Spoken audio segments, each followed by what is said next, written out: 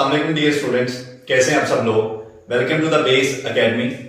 बच्चों, बहुत लंबे गैप के बाद दोबारा से हमने बेस एकेडमी के ऊपर बीएस के जो कोर्सेज हैं उनका सिलसिला शुरू किया है। तो इस वक्त 3 कोर्सेज जो हैं वो हमने स्टार्ट किए हैं बेस एकेडमी के ऊपर। एक मैकेनिक्स का कोर्स है जो हम आज ग्रेडियंट से स्टार्ट करने जा रहे हैं। उसके साथ एक इलेक्ट्रिसिटी अपना वेव ऑसिलेशन का कोर्स हम स्टार्ट करने जा रहे हैं और साथ में हीट एंड थर्मोडायनामिक्स का कोर्स जो है वो भी चल रहा है। ठीक है, तो मैकेनिक्स के कोर्स में आज हम डिस्कस करेंगे ग्रेडियंट को। ग्रेडियंट एक बहुत ही इंपॉर्टेंट कॉन्सेप्ट है वेक्टर कैलकुलस के अंदर, ग्रेडियंट, डाइवर्जेंस एंड कर्व। इस लेक्चर में हम ना सिर्फ इसकी जो फिजिकल सिग्निफिकेंस है उसको समझेंगे, बल्कि हम इसके एक मैथमेटिकल रिलेशन भी ड्राइव करेंगे और हम इसकी एप्लीकेशंस को भी देखेंगे। तो इंशाल्लाह इस लेक्चर में ग्रेडियंट के हवाले से आपका जो कॉन्सेप्ट है वो मुकम्मल तौर पर क्लियर हो जाएगा। तो ग्रेडियंट क्या है?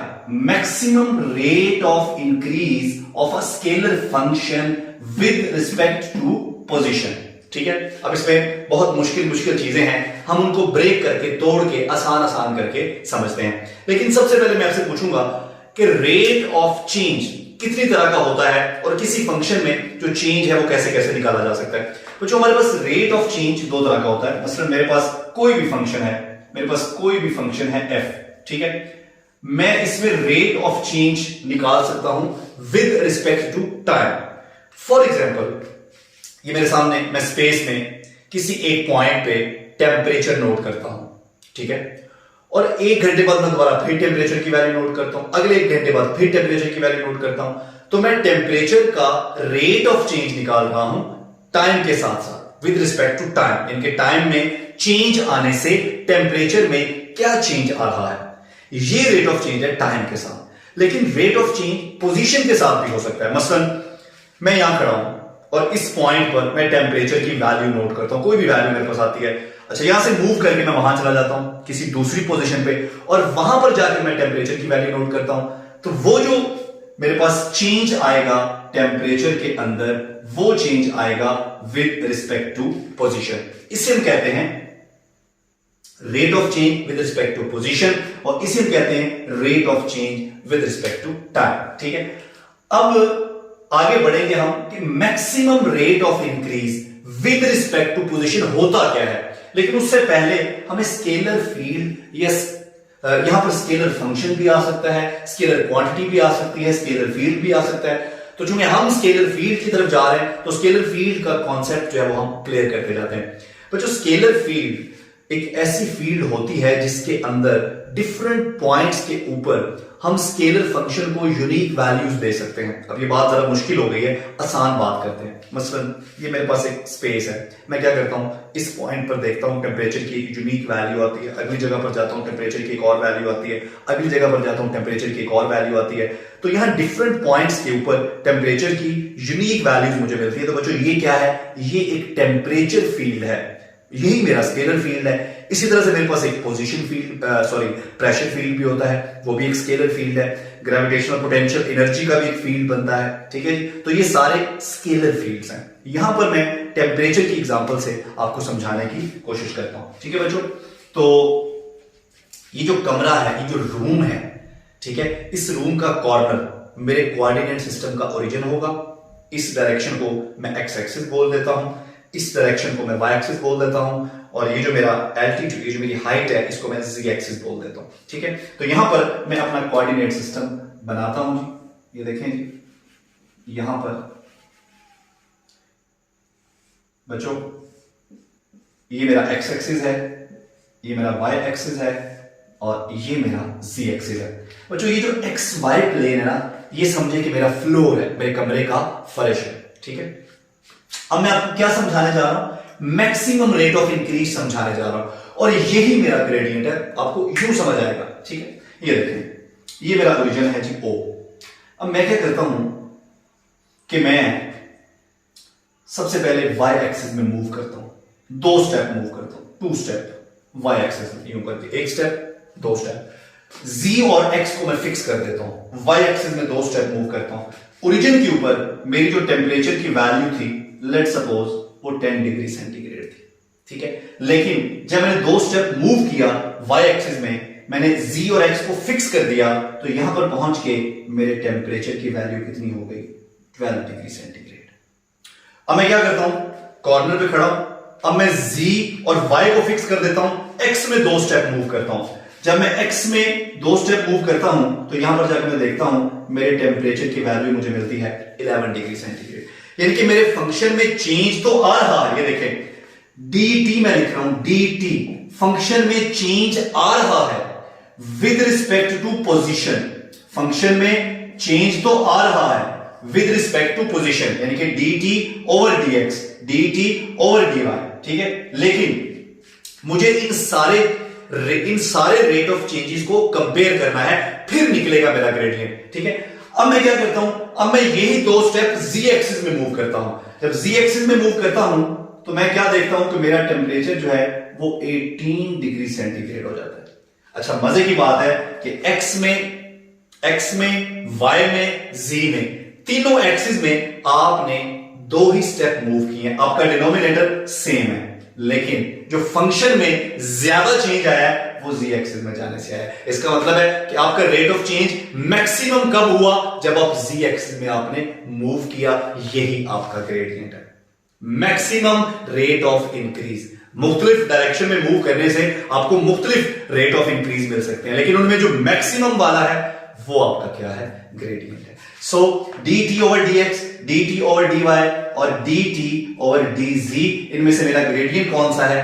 dt over dz। ये भी रेट ऑफ इंक्रीज है, ये भी रेट ऑफ इंक्रीज है, ये भी रेट ऑफ इंक्रीज है, लेकिन जो मैक्सिमम रेट ऑफ इंक्रीज है वो है, जो मैक्सिमम रेट ऑफ इंक्रीज है वो है मेरा ग्रेडियंट।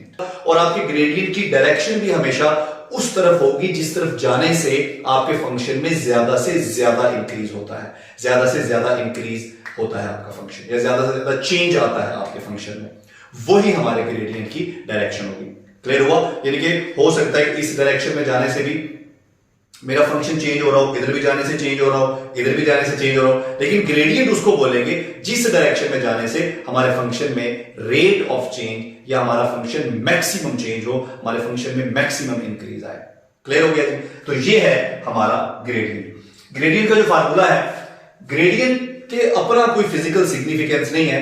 ग्रेडियंट का फिजिकल सिग्निफिकेंस हमेशा तभी बनता है जब वो किसी फंक्शन के ऊपर ऑपरेट करता है। तो ग्रेडियंट को हम हमेशा अप्लाई करेंगे किसी ना किसी स्केलर फंक्शन के ऊपर, किसी ना किसी स्केलर फील्ड के ऊपर, ठीक है। लेकिन ये हमें जो रिजल्ट देगा वो वेक्टर होगा, क्योंकि रेट ऑफ इंक्रीज की डायरेक्शन भी है, ठीक है, और वो डायरेक्शन हमेशा उस तरफ है जिस तरफ जाने से हमारे फंक्शन में मैक्सिमम चेंज आ रहा है, ठीक है। लिहाजा ग्रेडियंट जो है उसकी डायरेक्शन भी है, इसलिए gradient of a scalar vector है। यानी कि अप्लाई हम किसके ऊपर कर रहे हैं? स्केलर फंक्शन के ऊपर, लेकिन ये जो रिजल्ट है ये क्या है? वेक्टर है, ठीक है। अब जरा हम इसकी ज्योमेट्रिकल इंटरप्रिटेशन करते हैं, जरा इसको फर्दर हम एक्सप्लेन करते हैं। तो स्केलर फील्ड जो होता है उसकी एक प्रॉपर्टी ये है कि स्केलर फील्ड के अंदर आइसोसरफेस एग्जिस्ट करती हैं, आइसोसरफेसेस एग्जिस्ट करती हैं। ये आइसोसरफेसेस क्या होती हैं? आइसोसरफेसेस ऐसी सरफेसेस होती हैं जिसके ऊपर हमारे स्केलर फंक्शन की या हमारी स्केलर फील्ड की वैल्यू सेम रहती है। फॉर एग्जांपल ये हमारे पास एक स्केलर फील्ड है, ठीक है, और इसके ऊपर ये मेरा स्केलर फंक्शन है 5। अब ये जो सरफेस मैंने बनाई है S1, इस पूरी सरफेस के ऊपर जो हमारा स्केलर फंक्शन है उस स्केलर फंक्शन की वैल्यू सेम है, तो ये बन गई आइसोसरफेस। एक दूसरी आइसोसरफेस है S2, इस पूरी आइसोसरफेस के ऊपर हमारे स्केलर फंक्शन की वैल्यू सेम है। अब जो स्केलर फंक्शन की वैल्यू S1 पर है वो S2 से डिफरेंट है, लेकिन S1 पूरी सरफेस के ऊपर हमारे स्केलर फंक्शन की वैल्यू है 5, और आइसोसरफेस S2 पूरी सरफेस के ऊपर हमारे स्केलर फंक्शन की वैल्यू है 5 + d5। यानी कि यहां से यहां तक जाने में हमारे फंक्शन में जो इंक्रीज हुआ है या हमारा फंक्शन जो चेंज हुआ है वो d5 चेंज हुआ है, ठीक है, लेकिन इस पूरी सरफेस के ऊपर वैल्यू हमारे फंक्शन की, हमारे स्केलर फंक्शन की सेम है, तो इन्हें कहते हैं आइसोसरफेस, ठीक है। अब ये जो आइसोसरफेस है S1, इसके ऊपर एक पॉइंट है A, और एक आइसोसरफेस है S2, इसके ऊपर एक पॉइंट है B और एक पॉइंट है C। ये तीनों आर्बिट्रेरी पॉइंट्स मैंने ले लिए, ठीक है। अब S1 सरफेस से S2 सरफेस तक जाने के लिए मेरे पास इन्फिनिट नंबर ऑफ पाथ्स हैं, मेरे पास इन्फिनिट नंबर ऑफ चॉइसेस हैं, लेकिन मैंने सिर्फ 2 रास्ते यहां पर अडॉप्ट किए हैं। एक मेरा रास्ता है जी ए बी और दूसरा रास्ता है ए सी। अब मैंने रेट ऑफ इंक्रीज निकालना है, यानी कि मैंने मैक्सिमम रेट ऑफ इंक्रीज निकालना है। सिंपल रेट ऑफ इंक्रीज नहीं, मैक्सिमम रेट ऑफ इंक्रीज निकालना है। वो मैं कैसे निकालूंगा? एक चीज पे आप गौर कीजिए, S1 पूरी सरफेस के ऊपर वैल्यू क्या है 5 और S2 पूरी सरफेस के ऊपर वैल्यू क्या है 5 प्लस d5। इसका मतलब है कि S1 से S2 तक जाने में हमारे फंक्शन में जो चेंज आ रहा है वो चेंज सेम है, लेकिन हमें यहां पर फंक्शन में चेंज नहीं निकालना, हमें रेट ऑफ चेंज निकालना है कि मैक्सिमम रेट ऑफ चेंज से यहां पर क्या मुराद है। तो मैं क्या करता हूं कि मैं इन दोनों पाथ्स के अलोंग चेंज निकालता हूं अपने फंक्शन में, या रेट ऑफ चेंज निकालता हूं। ठीक है, तो पहले मैं पाथ ए सी के अलोंग निकालता हूं। ठीक है, तो रेट ऑफ इंक्रीज ऑफ और फंक्शन अलोंग पाथ ए सी, इसको मैं लिख सकता हूं d5 ओवर dr। ये कौन सा पाथ है जी? ये मेरे पास पाथ है ए सी। इसी तरह से मैं रेट ऑफ इंक्रीज निकालता हूं पाथ ए बी के अलोंग, तो d5 over path A B के अलोंग मेरा जो वेक्टर है, जो डिस्प्लेसमेंट वेक्टर है, वो dn है। तो पाथ ए सी के अलोंग मैंने निकाला तो वो आया d5 ओवर dr, और पाथ ए बी के अलोंग निकाला तो वो आया d5 ओवर dn। अब यहां पर देखें d5 यानी कि फंक्शन में जो चेंज आया वो तो सेम आया, जब आप S1 से S2 में गए फंक्शन में चेंज सेम आया। तो फिर ये जो रेट ऑफ इंक्रीज या मैक्सिमम रेट ऑफ इंक्रीज है उसका पता कैसे चलेगा? उसका पता सिंपली ये चलेगा कि ये जो पूरी फ्रैक्शन है, इन दोनों में से कौन सी फ्रैक्शन हमें बड़ा आंसर देगी। जो फ्रैक्शन में बड़ा आंसर देगी वो रेट ऑफ इंक्रीज भी मैक्सिमम होगा, क्योंकि ये पूरी फ्रैक्शन का नाम है रेट ऑफ इंक्रीज। तो दोनों में से जो ज्यादा वाला होगा वो होगा मैक्सिमम रेट ऑफ इंक्रीज। अब देखिए एक सिंपल सा फार्मूला है, आप बचपन से पढ़ते हैं। अगर मेरे पास दो फ्रैक्शन हो 10 ओवर 2 और एक मेरे पास हो 10 ओवर 5, देखें न्यूमिनेटर सेम है, डिनोमिनेटर डिफरेंट है। जिसका डिनोमिनेटर जितना स्मॉल होगा उसका आंसर उतना बड़ा आएगा। ठीक है, तो इन दोनों में देखें डी आर और डी एन, दोनों में डिनोमिनेटर स्मॉल कौन सा है? D N. आपको पता है कि दो पॉइंट्स के दरमियान जो शॉर्टेस्ट पाथ होता है वो हमेशा स्ट्रेट लाइन में होता है। ठीक है, तो शॉर्टेस्ट पाथ जो है वो ये है। ठीक है, तो मैक्सिमम रेट ऑफ इंक्रीज हमने निकाल लिया और हमने कहा कि उसको क्या कहते हैं? उसे कहते हैं ग्रेडियंट फाई। उसे हम कहते हैं ग्रेडियंट फाई। ग्रेडियंट फाई जो है ये मेरे पास किसके बराबर आ गया? ये मेरे पास आ गया d5 ओवर dn। ये है मैग्नीट्यूड। मैग्नीट्यूड क्या बता रहा है कि मैक्सिमम रेट ऑफ इंक्रीज क्या है। ठीक है, अब चूंकि इसकी डायरेक्शन भी होती है तो अगर मैं इसको वेक्टर फॉर्म में लिख लूं तो यहां पर एक वेक्टर आ जाएगा। ठीक है, अब देखें इसके अलावा जो वेक्टर है वो मेरे पास नॉर्मल होगा n। ठीक है, तो ये हमने निकाल लिया जी हमारा मैक्सिमम रेट ऑफ इंक्रीज। ठीक है, अब हम क्या करना चाहते हैं? हम यहां से प्रूव करना चाहते हैं कि जो ग्रेडियंट फाई है असल में वो हमारा किसके बराबर है? ग्रेडियंट फाई जो है वो हमारा डेल फाई के बराबर है। यहां से हमने प्रूव करना है कि ग्रेडियंट फाई जो है उसको डेल फाई आना चाहिए। अब ये कैसे प्रूव करेंगे? यहीं से स्टार्ट कर लेते हैं। इस इक्वेशन को दोनों तरफ आप डी आर से इसका डॉट प्रोडक्ट ले रहे हैं। ठीक है, तो मैं इसको लिख सकता हूं जी gradient phi dot d are, और इस तरफ भी ले लें d5 over dn n dot dr।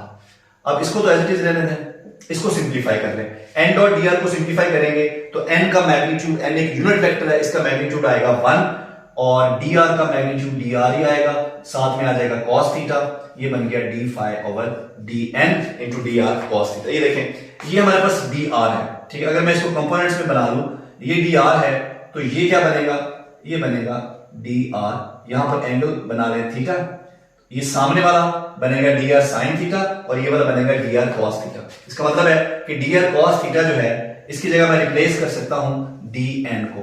सो d5 ओवर dn से dn कैंसिल हो गया, तो मेरे पास जो ग्रेडियंट ऑफ फाई आ गया, ठीक है जी, दैट इज इक्वल टू, मैं इसको मैग्नीट्यूड फॉर्म में लिख रहा हूं। ठीक है, gradient of phi dot dr, ठीक है जी, इज इक्वल टू, ये मेरे पास किसके बराबर आ गया?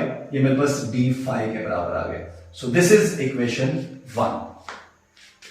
अब मैं क्या करता हूं, एक सिंपल फंक्शन यहां पर मैं सिलेक्ट करता हूं कोई भी फंक्शन फाई डिपेंड करता है स्पेस कोऑर्डिनेट्स के ऊपर x, y और z। अगर मैं इसका डेरिवेटिव लूं, partial derivative, D phi is equal to partial phi over partial x dx plus partial phi over partial y dy plus partial phi over partial z dz। ठीक है, अब ये जो partial phi over partial x है, ये क्या बता रहा है? ये बता रहा है कि x में चेंज, x को चेंज करने से फाई में कितना चेंज आएगा, और dx क्या बता रहा है?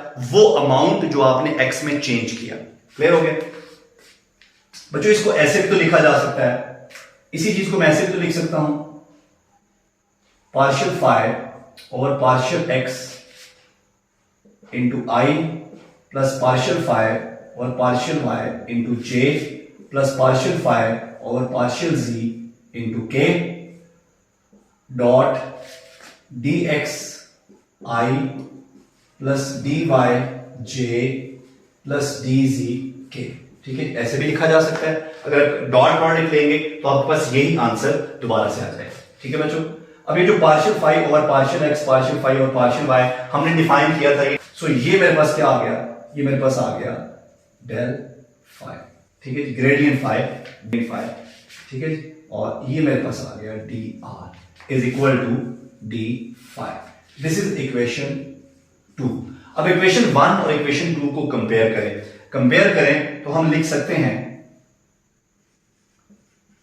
Gradient phi dot d are is equal to del phi dot d r. Clear है जी? अब इसमें ये सिंप्लीफाई करने तो हमारे पास gradient phi is equal to this. So ये हमने प्रूव करना था कि ग्रेड फाई को हम इस फॉर्म में, ग्रेडियंट फाई के फॉर्म में लिख सकते हैं। ठीक है, तो इसके साथ हमारा ये टॉपिक कंप्लीट हो गया। इंशाल्लाह नेक्स्ट लेक्चर में हम डिस्कस करेंगे डाइवर्जेंस को। Thank you, Allah.